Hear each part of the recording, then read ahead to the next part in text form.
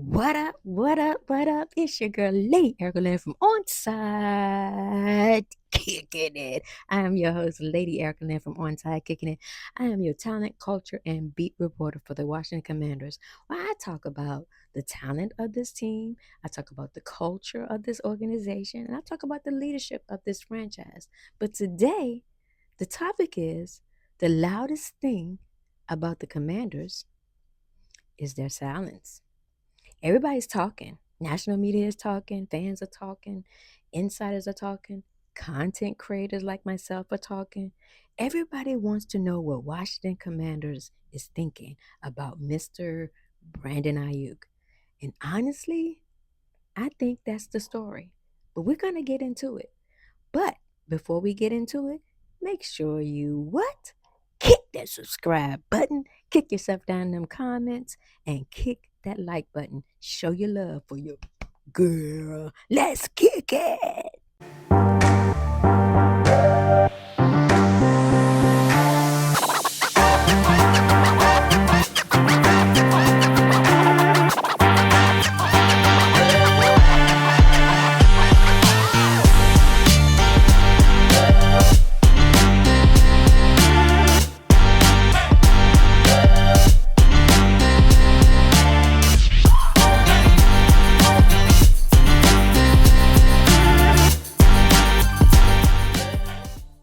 Welcome back to Onside Kicking It with Lady Erica Lynn, where we don't play it safe, we onside kick it. So today, I don't want to talk about no rumors. Really, I don't, because I'm sick of them. I want to talk about what the rumors are revealing about our Washington Commanders organization. First things first, what we're going to do is separate facts from speculation, okay? Onside Kicking family, I need y'all to hear this. Facts from speculation. What we know is that Brandon Ayuk is still under contract with the San Francisco 49ers, correct? So that means that the Commanders aren't in a position to say anything about another player that's on another team, right? Now, there are people are saying, why wouldn't Washington say anything? My question is, why would they? Right? If they're interested, they're not going to announce it. That's one thing we know about our Washington Commanders front office. They're not announcing anything. If they're not interested, they're not going to announce that either. You know why? Because that's not how winning organizations operate. Okay, here's the second thing. Everybody else is talking, but here's what's fascinating. Every day there's another report. One person says, we're interested.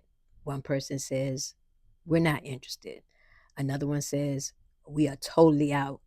Someone else says, maybe the deal is close. Maybe he's hired an agent. I don't know. Everybody has a source. Everybody has an opinion, yo. Everybody got a prediction. But notice something.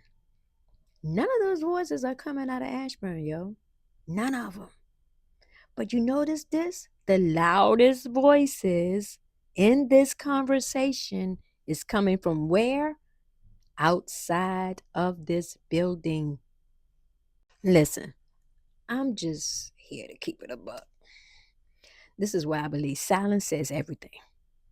Y'all notice that Dan Quinn and Adam Peters have been preaching culture this whole entire time since they walked into the building? Discipline, process over noise, alignment, culture. We're seeing this happen in real time for real. We always talk about, oh, they always talk about the culture. Pay attention. We're seeing this happening right now in real time. They ain't chasing no headlines. Adam Peters ain't chasing no rumor mill. They're not feeding into this crap, man. Whether Brandon Ayuk is a Commanders or not, the approach has not changed. That's not what winning organizations do. So sometimes saying nothing is actually saying a lot. Listen to me, Commander fans. This is bigger than Ayuk. Coming from me as a talent and culture and beat reporter, this is bigger than him. I think that's the part that people are missing. this isn't an Ayuk story anymore. It's a leadership story. It's an organizational story. It's a culture story. Because a few years ago, we would have reacted. We react to everything. We overpaid. But now, right now, 2026, we are staying focused. And honestly, I don't know about y'all, but I see real progress. I am proud of the way Washington Commanders is handling this situation. Media is probably about to pull their hair out because they don't know what Washington is thinking. Let them think. So listen, y'all, my mic just went dead on me. So good thing I'm at the close of this video. Listen, so whether Brandon Ayuk ends up here or not, I'm watching a bigger story. I'm watching how this organization, this team is handling itself. Because championships are not built on winning a press conference.